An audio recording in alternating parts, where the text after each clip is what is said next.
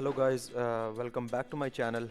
और आज की इस वीडियो में हम देखेंगे कि हम एक EC2 इंस्टेंस के साथ मल्टीपल NICs को यानी कि नेटवर्क इंटरफेस कार्ड को कैसे इस्तेमाल कर सकते हैं या फिर कैसे अटैच कर सकते हैं। लेकिन इसको अटैच करने से पहले हमें ये पता होना चाहिए कि हम नेटवर्क इंटरफेस कार्ड इस्तेमाल क्यों करते हैं। हमारे पास जो नेटवर्क इंटरफेस कार्ड होते हैं बेसिकली हमारी किसी भी मशीन के साथ अगर हमें कोई भी इंटरनेट कनेक्ट करना है तो उसके लिए हमें जो है NIC चाहिए होता है।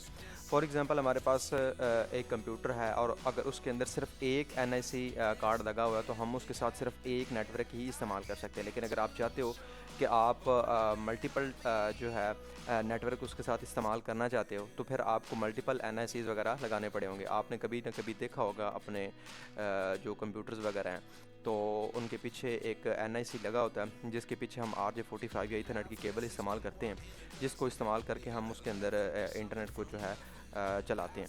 तो बेसिकली हम NIC को अपने कंप्यूटर के अंदर इंटरनेट को इस्तेमाल करने के लिए इस्तेमाल करते हैं। तो चले जी, आ जाए हम सबसे पहले एक EC2 इंस्टेंस को क्रिएट कर लेते हैं। तो EC2 इंस्टेंस को क्रिएट करने के बाद हम इसके साथ, क्योंकि बाय डिफ़ॉल्ट जब हम एक EC2 इंस्टेंस को क्रिएट करते हैं तो उसके साथ एक बाय डिफ़ॉल्ट NIC आता है। तो वो हम देख लेंगे जो बाय डिफ़ॉल्ट इसके साथ आता है। तो इसके साथ हम एक और एक्स्ट्रा जो है NIC वो भी अटैच कर लेंगे। तो मैं क्लिक करता हूँ लॉन्च इंस्टेंसेस के ऊपर और इसके ऊपर क्लिक करने के बाद मैं एक जो है सर्वर लॉन्च कर लेता हूँ। मैं इसको नाम दे देता हूँ टेस्ट सर्वर और मैं स्क्रॉल डाउन करता हूँ और यहाँ से जो स्टार्ट इमेज है, जो इमेज है, मैं वो ubuntu सेलेक्ट कर लेता हूँ। और इसको सिलेक्ट करने के बाद मैं नीचे चला जाता हूँ। इंस्टेंस टाइप हमारे पास T2 माइक्रो ही रहेगी और की पेयर मेरे पास कोई बना पड़ा है, मैं ubuntu की उठा लेता हूँ। मेरे पास ओल्ड वाला बना पड़ा है। अगर आपके पास नहीं बना हुआ तो आप क्रिएट न्यू की पेयर पे क्लिक करके आप इसको क्रिएट कर सकते हैं। ओके, अच्छा, इसको क्रिएट करने के बाद एज सच बाकी आपने इसमें कुछ भी नहीं करना। बाय डिफ़ॉल्ट जो इसकी कॉन्फ़िगरेशंस हैं उसी के साथ जाने दीजिएगा और लॉन्च इंस्टेंस के ऊपर क्लिक कर लीजिएगा। तो जो आपका इंस्टेंस है वो लॉन्च हो जाएगा। थोड़ा सा टाइम लेता है, तो आराम से हो जाएगा। तो जब ये हमारे पास से इंस्टेंस हमारा लॉन्च हो जाएगा तो हम इसके अंदर चले जाएंगे और इसको एक दफ़ा कनेक्ट करके अपने पास देख लेते हैं और देखते हैं कि क्या जो हमारे पास जो NIC है वो कौन सा लगा हुआ है और उसका जो है नाम वगैरह क्या है। तो एक दफ़ा पहले कंफर्म कर लेते हैं, फिर इसके साथ जो है अपना NIC कनेक्ट करते हैं। तो अभी इसकी स्टेट जो है, इंस्टेंस की स्टेट वो पेंडिंग है, तो इसको थोड़ा सा टाइम देते हैं ताकि ये जो है रनिंग स्टेट में आ जाए। तो हमारे पास ये रनिंग स्टेट में आ गया। मैं इसका पब्लिक IP कॉपी करता हूँ और इसको सर्वर को हम एक्सेस कर लेते हैं। तो हम इसको जी एक्सेस करते हैं पट्टी के साथ। तो मैं पट्टी ओपन कर लेता हूँ और यहाँ पे इसका पब्लिक IP पेस्ट करता हूँ और फिर SSH में जाने के बाद, ऑथ में जाने के बाद क्रेडेंशियल्स में चले जाते हैं और ब्राउज़ करता हूँ। तो मैं वो अपनी की जो यहाँ से है इसको एक्सेस कर लेता हूँ और ओपन करता हूँ। तो मैं अपने सर्वर को जो है वो लॉगिन कर पा रहा हूँ। तो मैंने सर्वर को लॉगिन कर लिया। इसका हम जो बाय डिफ़ॉल्ट हमारा यूज़र नेम है वो उसका ऐड करते हैं। तो इसका बाय डिफ़ॉल्ट जो यूज़र नेम है वो ubuntu है। तो मैं एंटर करता हूँ और सर्वर के अंदर ऐड हो जाता हूँ। ठीक है।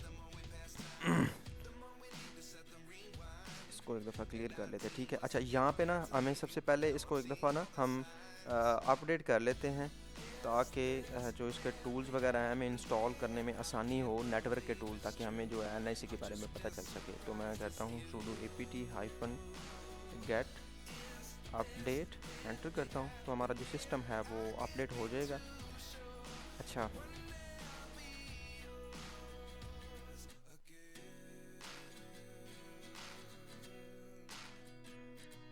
तो चलें जी, हमारा सिस्टम अपडेट हो गया। एक दफ़ा इसको क्लियर कर लेते हैं स्क्रीन को। अच्छा, उसके बाद मैं यहाँ पे लिखता हूँ जी IP कॉन्फ़िग।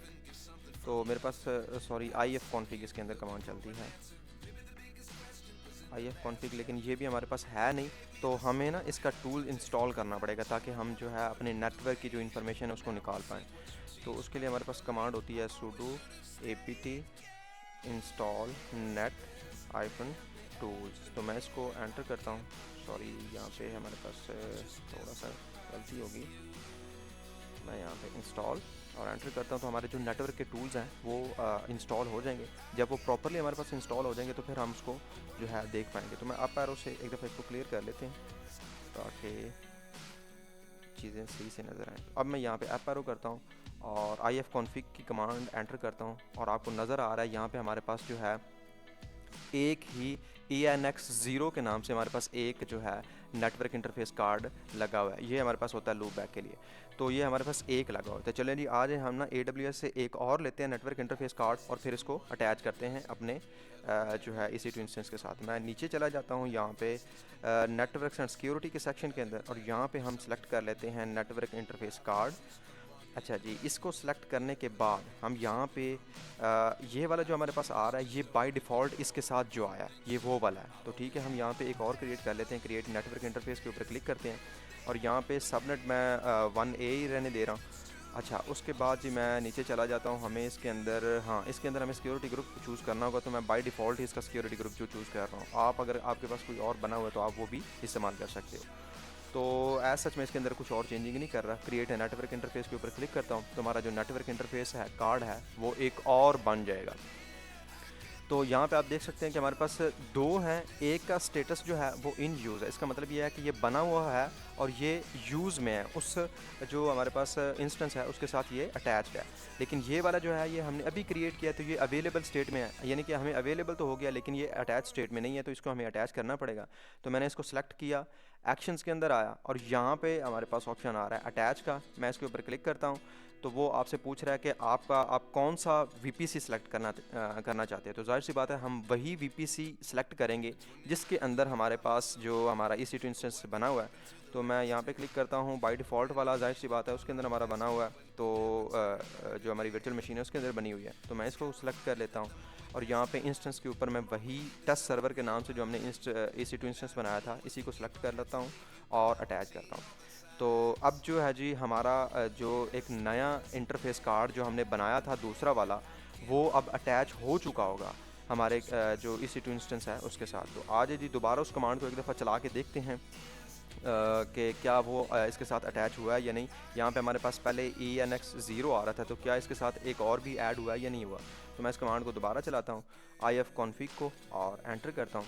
तो यहाँ पे आप देख सकते हैं कि हमारे पास दो इंटरफेस जो कार्ड हैं, जो नेटवर्क इंटरफेस कार्ड हैं, वो इसके साथ शो होना शुरू हो गए।